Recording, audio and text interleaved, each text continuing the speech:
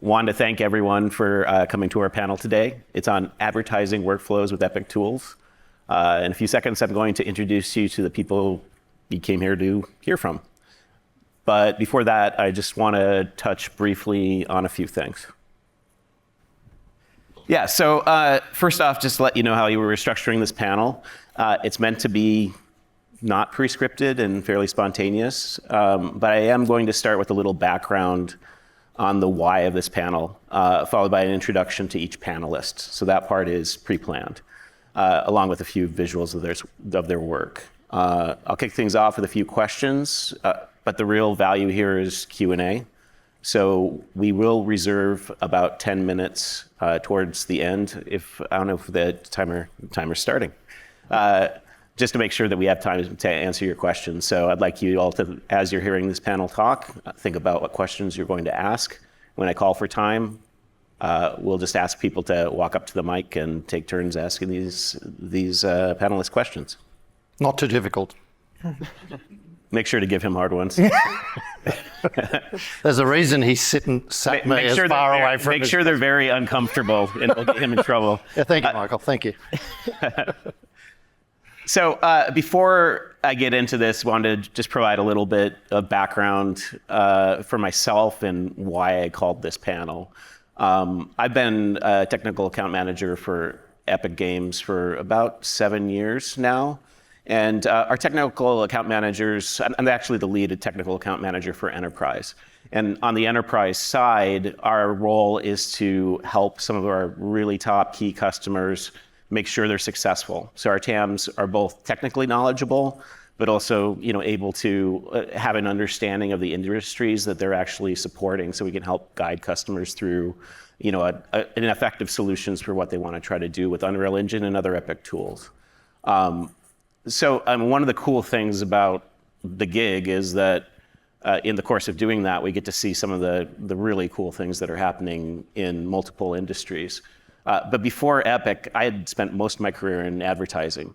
And so I'm really curious when I see all the work that's happening in the advertising space. And there's some really great work happening in the advertising space with Unreal Engine and other Epic tools. So I just kind of wanted to pick some panelists, and these are hand-picked panelists that I know for years have been in the trenches day-to-day doing real, not conceptual or proposed projects, but hardcore daily productions with Unreal Engine and have that experience to bring to the table. So with 3 people from very diverse perspectives in terms of kind of where they represent in their businesses and what the businesses they do represent. So I'm going to go ahead and give an introduction to each panelist, but each panelist took time out of their weeks to come here and share their knowledge with us. So please, after I introduce them, give them a nice round of applause. So starting off with Mr. Nicholas Golden. He's the Innovation Director at Team 1 Advertising. And Nicholas is a multidisciplinary innovator with a background in car design and career spanning visual effects, gaming, advertising, and manufacturing. As Director of Innovation at Team 1, he leads the team developing real-time Unreal Engine applications that streamline global CG asset production and elevate storytelling for brands like Lexus and Toyota. He has built scalable pipelines and creative tools for companies including Lucasfilm, Disney, Walmart, and Kellogg's. From the live VTuber broadcasts and AR/VR experiences to engineering solutions used by soldiers in the field, his work bridges design and technology to unlock new creative possibilities at scale. Nicholas Golden, everyone.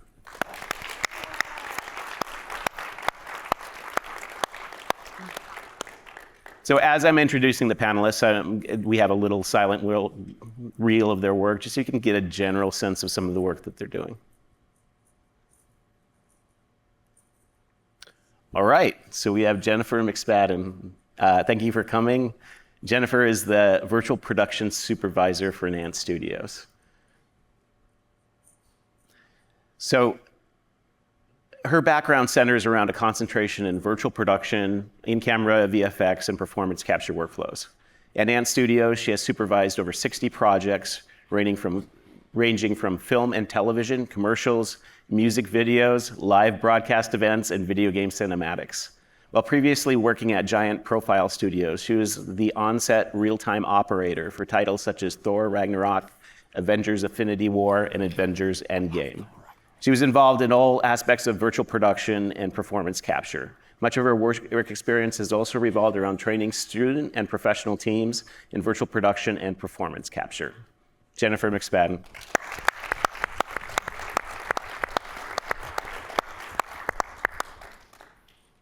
And then we have Scott. So a little background. I was trying to go through these.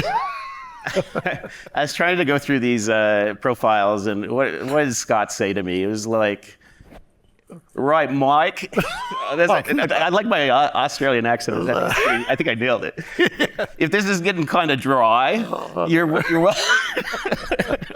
welcome to sledge me. So he gave me, which is kind of like in American, that's that I can roast you, right? Yeah, right. But quite frankly, it's just not fun when I'm given permission. Yeah. So I think we're just going to have to find opportunities as we go through this to give you a good sledge. But maybe the audience can leave that for the Q&A. Please don't do that. But Scott Bradley is a company co-owner with a background in live action direction and over 25 years in automotive marketing. As a managing partner at Rotor Studios, he has helped lead the company's evolution from traditional TV commercial production to a 100-person plus studio delivering photorealistic CG content, real-time experiences, and software solutions for brands like Toyota and Lexus. He played a key role in developing one of the first Unreal Engine vehicle configurators for Toyota Australia, which is still in use today. He continues to drive Rotor's use of emerging technology, including real-time workflows, AI, and AI-related processes that scale configurable content and push creative boundaries. Scott Bradley. Thank you. And he's very sensitive, so don't take his permission to sled. He is very sensitive. So anyway, wanted to make sure that we have a little bit of structure to what we're discussing today. So kind of giving the panel a little bit of rules for what we're going to be talking about, so we can be free in the way that we discuss them. First off, want to make sure that the company has a basic understanding of what you're doing at the company that you're currently at, and why we added you to the panel.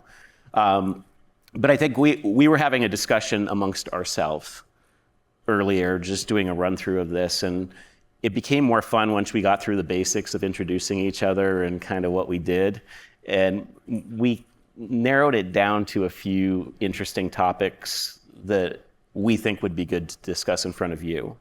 One is that for each of these panelists, there was kind of a crisis or a moment of change, whether it be COVID or geopolitics, the writer's strike, that actually made it necessary for you to innovate, but that was also an opportunity to innovate.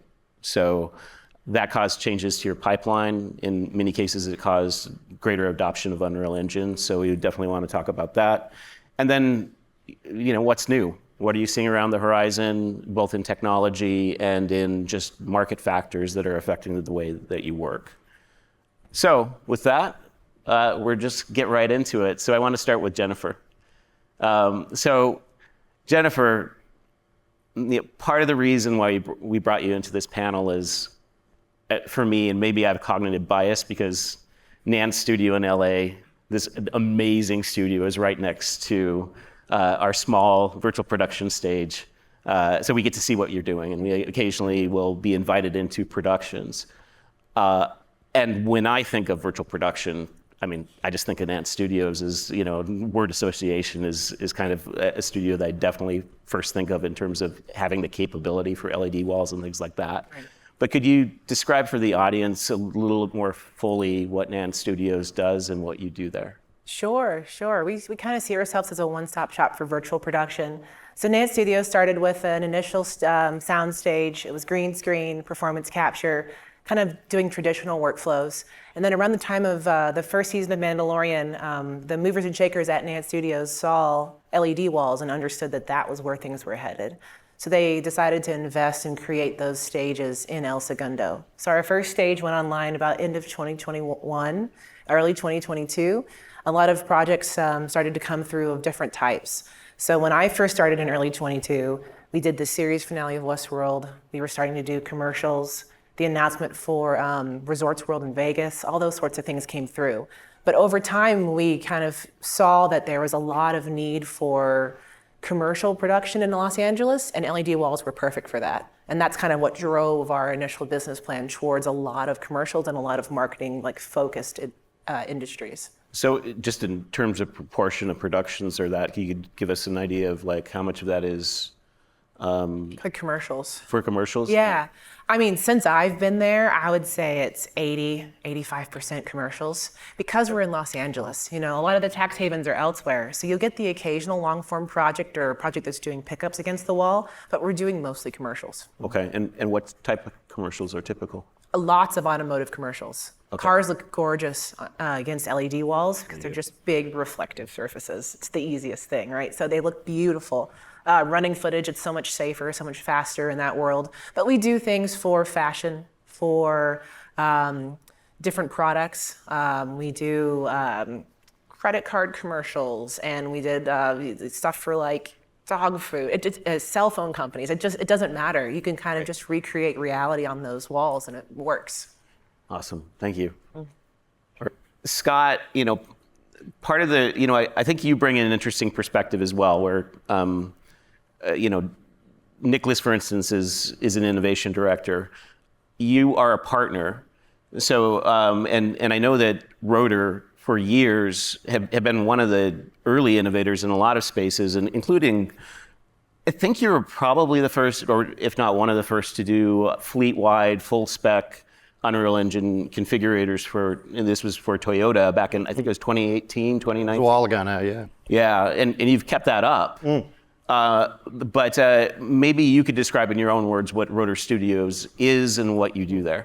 It's interesting. I come at it from a slightly different perspective to Nicholas. He comes at it from, you know, a deep technical understanding of it.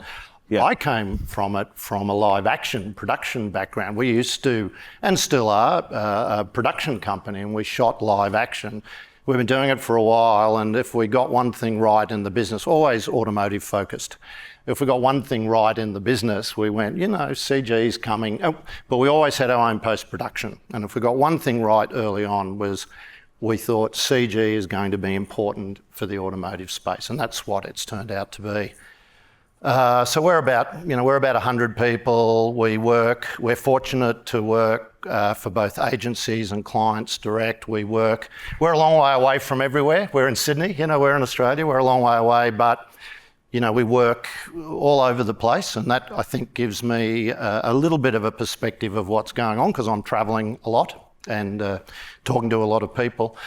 We do both interactive experiences and also content. And one of the things that we've really seen change over the last few years, which has made Unreal Engine so important, is that a lot more people, and I know Nicholas, we've chatted, and I know Nicholas thinks this as well, and Jennifer would have seen it, there is a massive requirement for configuration these days, personalisation.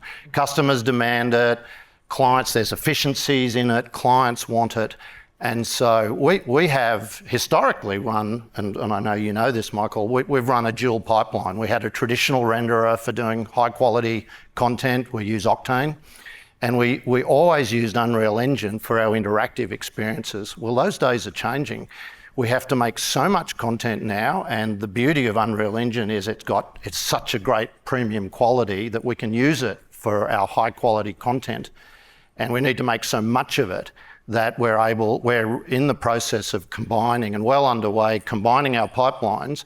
And Unreal Engine, they've lifted their quality and their speed. You can just output so much stuff that it's a perfect, because timelines aren't getting any longer, and budgets aren't getting any bigger, but the requirements from them are so enormous. So we are now moving.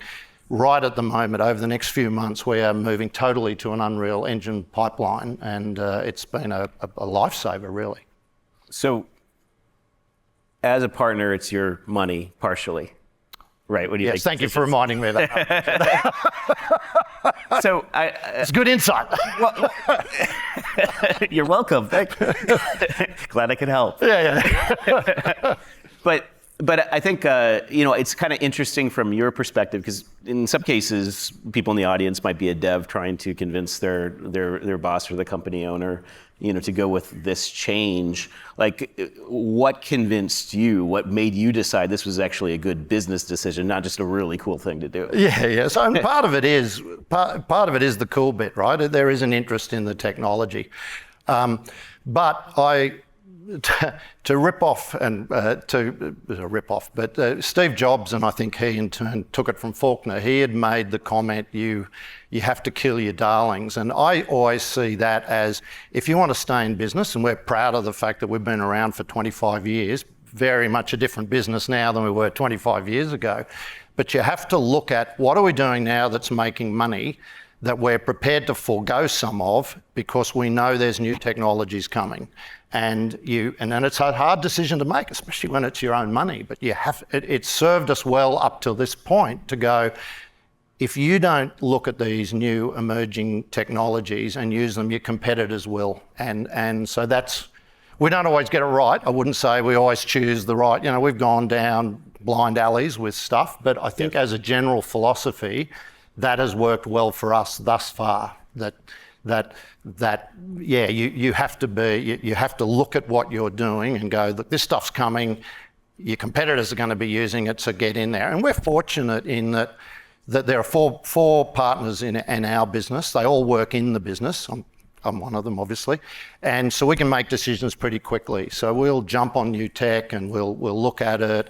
And quite frankly, even if it is a bit of a dead end, there's always some learnings from it. So that's a good philosophy for us.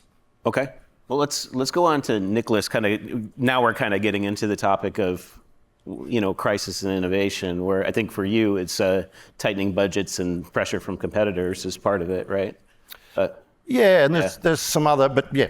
Okay, so we can get into that next time we go around to you. But I think Nicholas, you had a story too. I think it had related to COVID, where you were able to kind of break through some boundaries within kind of the agency infrastructure and decision making to get something that made a lot of sense adopted. So talk about that. Well, what's interesting about marketing is we're not just making static imagery, right? But sometimes it's movies, sometimes it's experiential, sometimes it's a commercial, sometimes it's a Super Bowl spot. And for an OEM that wants to deliver personalized content, if you're doing that just with traditional production workflows, all of that's really siloed one-off jobs, and gets really difficult when something like COVID hits and disrupts supply chains for automotive manufacturers. If you want a customer to buy a car, you can't really just go to a dealership and see the green one that you want to buy, or how do you even know that they have a green one? So not only is it just personalized content, but it's all of the content so that folks know what is the product, what's available to buy. And switching to Epic to be able to use stuff in real time is really what's allowed us to kind of break open those production streams, really unify them under a single umbrella where I could be doing a pod shot or I could be doing a sales event and I could use the car that we already made for another production. So each job is kind of inheriting the assets from the other jobs. And I think of it like, I think the presentation this morning was beautiful because you guys really outlined like what your vision is for the metaverse or Epic's universe and how that all coexists under the umbrella that you're creating. I really look at what we're doing for our clients as the same, creating a universe of content that can kind of all branch and fork off of itself and create really compelling stuff and solve needs of the business where supply chains are disrupted, there are no physical prototypes, and really actually be able to deliver millions and millions of CG assets at scale. Yeah, it's kind of interesting. We saw a lot of industries suddenly emerge that weren't really engaging in Unreal Engine when it came to kind of COVID era. Right. And part of it was like the fashion and apparel, footwear is one example where, there were some very smart people working in those fields, but there were some aspects of those pipelines that were very traditional still. And then once everyone's sitting in their basement, they needed to figure out a way, right? So it did create some really interesting opportunities that they've since built on, and they're not going back, right? Right. So it's cool that you had a chance to do something that makes a lot of sense in the agency context, I would think, because for those who aren't familiar with 3D content creation for products, and especially for automotive, there's so much time that is burnt trying to make things product correct and doing reviews, that having a source of truth that you can actually experience and interact with is really powerful. Right. And, Lexus, they're making cars. They're trying to make the best product. So they trust us then to make good advertising for them. But those cars might be in development for 8 years. And when those models are going to launch, there's no renegotiating with all those suppliers to push back the launch date just because we're struggling to make the red match whatever the red needs to look like. So we have to be innovative, we have to be streamlined, and we got to be able to make changes at the speed of business and match those production timelines that are happening around us. We're part of a larger ecosystem. Excellent. Thanks, Nicholas. Yeah. So, Jennifer, just in our kind of casual discussion before this, you had mentioned the writer's strike and how that affected things. So maybe you could talk to a little bit about that, because I think that's an interesting story. Yeah, I mean, in spite of it, we stayed pretty busy, which was kind of a big deal for us. Because we shoot a lot of car commercials in particular, a lot of commercials would come through that didn't have any human talent in the commercial. Like, the talent was the car. So we continued to shoot a lot throughout that writer's strike. And we found that we were almost like trying to catch all the different automotive manufacturers, like Pokemon, trying to catch them all. So we saw a lot of different brands come through. I mean, some of these vehicles showed up with more security than your average A-list actor. It was crazy. Like, there were cars that were tinted, our phones were being taped over because the car didn't come out yet. Wow. Or you'll have just the one vehicle that exists and it's painted 2 different colors with 6 different tints on it for all the samples. And we're shooting that one vehicle, and that's the hero vehicle for the car, for the commercial. So we found ourselves staying busy, and that pushed us to innovate as well. It pushed us to focus a lot more on automotive industries for our commercial development, to develop a vehicle motion platform, which we're still working on, to be able to kind of show those vehicles in motion, not just against the beautiful backgrounds. So that guided us towards focusing a lot more on automotive industries than I think we might have thought we were going to at first. Yeah, and I think I'm curious what your experience was. I'm sure it's a learning curve for directors and creatives and actors. What input did you have after that? And after that initial kind of necessity push, was it sticky? Did people continue to do productions that way when they had the other options? Yeah, I think people saw the cost effectiveness, even though it sounds like on paper that these LED stages are super expensive to shoot on. If you see a day rate, when you start to consider what it takes to move a company to different locations, to take an A-list actor to a bunch of different places, lots of different looks and whatnot, it becomes a lot more cost effective to shoot on the virtual production stages so they can focus on the product and focus on the creative. There are times where we would have a 2 or 3 day commercial and a fleet of 6 or 8 cars pulls in, and we're just swapping the cars back and forth, changing the backgrounds at the click of a button, and we're able to shoot a whole campaign in the course of a couple days. And that also now has agencies considering coming back more frequently. So there's some people that come back almost quarterly now in order to shoot for the next season. So we're staying ahead of that trend because they can get a lot done in such a short amount of time. Well, talent is super expensive. Yeah. So I would imagine being able to bring the talent to a stage and do 20 different locations, or I'm probably making you nervous, say 3 different locations. At a click of a button. At a push of a button. It's fast. We did a campaign a year or so ago with Nissan, and we were shooting Brie Larson out. She was the spokesperson for that campaign, and she was shooting, I guess, the Marvels. It's something else at the same time. So we were shooting on Saturdays with her. We had 1 day, and she would show up. We'd have all the backgrounds ready to go. And we were mostly waiting on wardrobe and art department kind of changed the set out because the background was just ready to go. And she could just shoot all these different looks out. They could focus on her, making sure audio was good, that looks were good.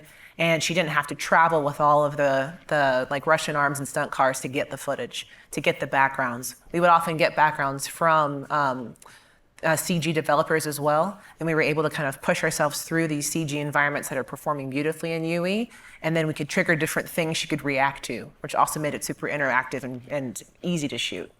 Well, and I remember being invited on stage once, and you were showing a virtual version of a set that I know probably cost around $1 million a year just simply to store and bring back out of mothballs. Yeah. And not to mention what you have to do with the film crew and all that sort of thing. Yeah. So, like, the ability to both have like variety for your talent and to be able to just pull that up without that sunk cost, I would imagine is you're getting some traction there. Oh yeah, for production design in particular, there's an easy way to maintain like the elements that your talent's going to interact with. Those become the things that production designers focus on. Things that are in the foreground of that world that you're shooting against, but you aren't having to either rent the space or rebuild the location over and over again across the course of your campaign. Like there's a cell phone company we shoot with. We've done maybe 18 commercials with them over the last 2 years, and they mentioned after the initial investment, they're saving upwards of $100,000 per shoot in production design costs alone because they're able to reuse that branded environment that we've kind of kept around and kept upgrading for them over the years as Unreal upgraded. Well, I could imagine down the line, for instance, if agencies working with 3D Unreal assets and you're doing the same, there might be some synergies there in how you work as well. Just having that same thought across production streams, how we're able to dynamically stream content in and out across projects. And if you think back to just a couple of years ago, the amount of content we deliver in a summer might be thousands of images, and now how that's exploded to hundreds of thousands, or millions of images of personalized content with the same budgets, the same timelines. The cars, they're not giving us more time to bring the cars in. In fact, it's even more chaotic with supply chain disruptions, last minute product changes, and really being able to just innovate and work on the fly. And being able to pivot. And one thing to note on that, I mean, just anyone who's been involved in configuration productions, if you're doing the configurations in comp, it becomes a nightmare. If you're doing them with virtual objects, I think it becomes much more manageable because you're not managing comp on top of your 3D assets, right? Well, then the changes actually live with the data and can move from project to project and aren't just lost in someone's nuke. Right. Yeah. Exactly. All right, so Scott, I cut you off last time, so we'll give you a 2 for question. But I think first off was, we didn't quite get into like what are some of the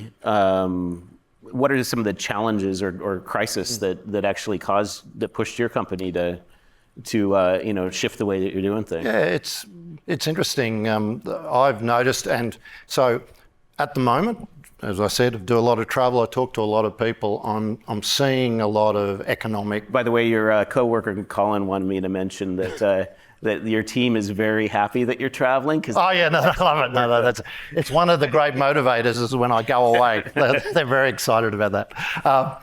But one of the things I've seen is that there's a lot of talk now. Clients and agencies are looking for efficiencies because there's economic headwinds. You've got a massive new player in the automotive market. You've got the Chinese EVs coming. They're here. They're decent quality. There's a lot of them. They're exporting because their own domestic market is soft.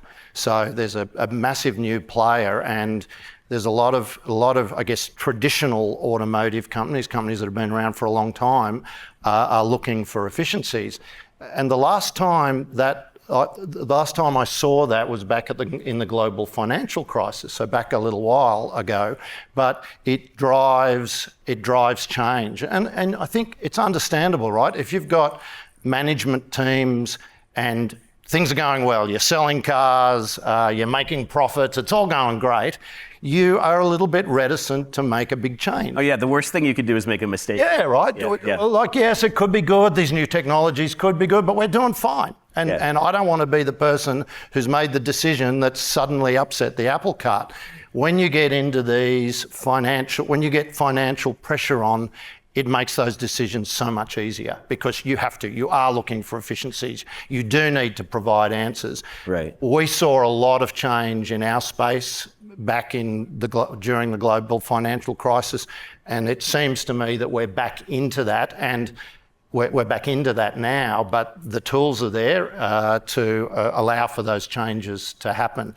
On top of this whole personalisation and the topic that Nicholas has touched on as well. Right, yeah. So I mean, with personalization, media has changed so much that, it's created an opportunity for that, and people are in the physical space is less. So there's a real need there. So there's a social construct to it, but there's also just an economic reality that you're really touching on, right? Yeah, and customers are expecting it. They've gone through, they've gone through COVID, and they were suddenly given a lot of configurable experiences, and they were, sitting in their basement looking at these personalised experiences. They know they work, they know they're great. Now there is a desire for it, and as we've touched on a couple of times, the timelines aren't changing, the budgets aren't changing, but you need to deliver it. So that not only, UE have provided an ability to do that, and you've now got clients that are incredibly motivated to have it used. So it is an innovation driver, I think. Right. Yeah. Yeah. You always rue the times when things get tight, but if you're really trying to change things, sometimes that's the best time. Yeah. 100%. So maybe we could kind of get into a shameless plug for your talk. I'm all about shameless plug. Yeah, but you're talking about AI or some AI adjacent stuff that you're integrating into your pipeline. Is that kind of what you see as the next innovations that are going to be necessary, or kind of how do you see things going from a kind of workflow and technology perspective? So first thing is it's not AI by itself. It will absolutely, I believe, be a hybrid workflow where CG is as important as ever, and real time and CG like Unreal Engine is more important than ever. But that with certain AI, and we call things like Gaussian splats, which is an interesting name. A lot of you will probably be aware of it. We call it AI adjacent, so we're sort of lumping it in with AI. It's good for the marketing plug. Yeah, get it all in, get it all under the AI banner. But we see tools like that combining with this CG pipeline that we've all been talking about is the way forward, and because it'll unlock this production value that we've been talking about, and it's also fast. So anyway, there's a tomorrow 2:00, room 2. I'm chatting about it a little bit in a little bit more detail. So yeah. So Jennifer, I'm kind of curious what you're seeing and what you anticipate in terms of like new changes in workflow and kind of what's next. Yeah, I think the big thing with virtual production is it kind of changed the production pipeline to get people in the room faster. And that also required getting visuals created a lot faster. So we're seeing a lot of like AI-driven storyboards and previs and concept art kind of being passed around really early on to set a look and a style and a feel for a campaign. Sometimes those make it all the way to the floor on the shoot day, which I kind of have mixed feelings about, because sometimes that's the look that was sold. And there are times where we're sitting there trying to match an AI-generated image with the lighting quality of the Unreal scene that was delivered to us for a commercial. So that kind of gets challenging. But I think what I'm also seeing is the need for people to be able to collaborate and iterate really fast on an idea to kind of land at a final look, and then have a bunch of different options available. So sometimes we'll be shooting campaigns for different markets. So we need to have versions with different demographics of talent represented, and all the different versions for that. The different colorways, which will also drive the look and feel of an entire commercial. To kind of shoot the same thing again, but now we're doing like the night look, or the look like in a different part of the country, or in a different country. So I've found that a lot of the need is arising in the ability to kind of show a bunch of people that have very different technical skill levels an image, and understand that it's achievable, and understand that it's not going to break the budget to have those options. Okay. Yeah. And is there a particular recommendation you'd have for directors or creatives that you're working with on how to think about things when they're, Yeah. So I noticed, especially especially in Los Angeles, in the commercial world, you're getting a lot of repeat creatives showing up. So we start to kind of make friends amongst directors and cinematographers, gaffers, grips, everybody.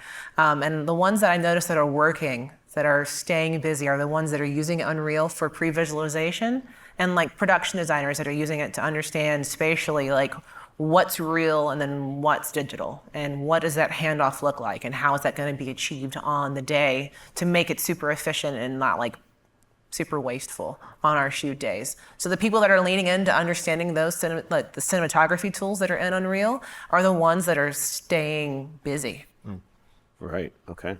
Yeah. Future-proofing. Yeah, absolutely. Yeah. And we're teaching some of those things too. And people, we'll often have people back at Brain Bar on shoot days just wanting to see what we do. Okay. So they understand how to use those tools. Like people will come by and say, hey, how do I get my hands on that? I'm like, it's so easy, you don't understand.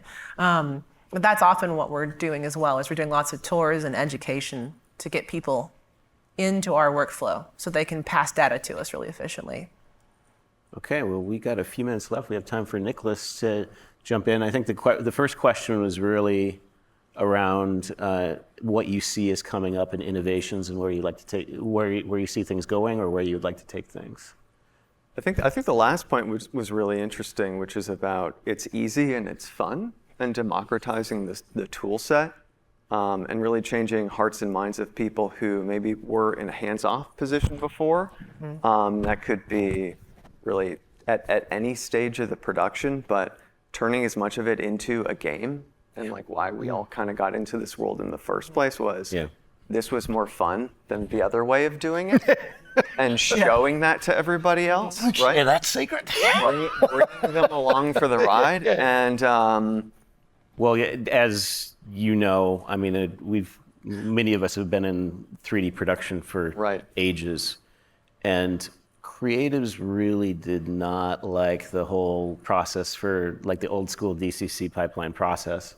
You know, it was very comp intensive, and it was you know like an excuse that would be told and time again why they can't do things that way is there's no happy accidents. Well, if you haven't made the switch and you're still using traditional foursome things, you have that Pepsi challenge of is the quality there, and then from there, do I still have the flexibility to make it do what I want? But I think in some ways people have resisted all that time. They're in a good spot now because now they have a real-time workflow that feels more natural to them. Exactly.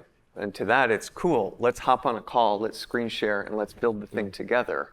And that collaborative experience ends up being much more compelling. Does that break down? Have you found that breaks down resistance? Are you getting? Yeah. I think that is really the key to socializing it, and then getting more people on board and getting more projects and productions then into that same data stream.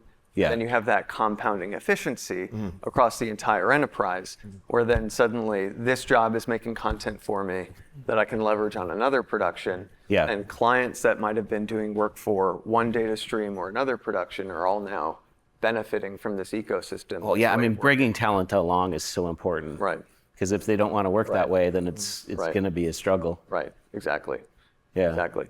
And then you could be more, you know, I mean, AI, I think is a fun buzzword right now, but we have to protect the car, we have to pass legal. Yeah. There's a lot of those constraints, and those end up being easier conversations to have with people when you have a rapport and you've made compelling content together, and you can kind of set those boundaries in a way that's solutions oriented. Yeah.